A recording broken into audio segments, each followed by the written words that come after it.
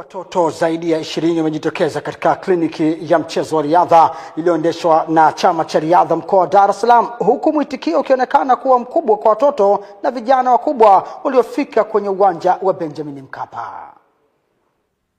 Tunashukuru Mungu, tulianza na vijana kama 30-40, lakini leo tumepata wastani wa vijana kuanzia 70 mpaka 100.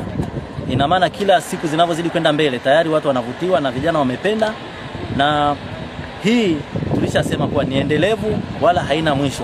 Hata tunapokuja kufanya lile tukio letu la tarehe 27, 28 na 29 bado itakuwa ni endelevu hii kliniki kwa ajili ya kuibua vipaji na kuendelea kuvilea. Kuja hapa katika kliniki ya mchezo huo nilianza. Ndio. Na washauri vijana wenzangu waje kushiriki. Kila mtu ana kipaji chake. Kwa hiyo mimi nashauri kama wenye vipaji vya kukimbia, ni mchezo mzuri, unaimarisha mwili, ni unasaidia kiafya. Kwa hiyo nawashauri waje kushiriki, kuangalia michezo hii ya riadha wanavyoanza, na tuone fursa gani tutaitumia tuweze kuwekeza kwenye michezo baadaye. Kwa hiyo tutakuwa pamoja na tutazidi kuangalia, tuone tutawekeza kwenye upande gani kwa kadri michezo inavyokwenda. Kwa hiyo tutajitahidi, tutakuwa pamoja, tutaangalia jinsi gani ya kuwekeza ili mambo yaende, vipaji vikue.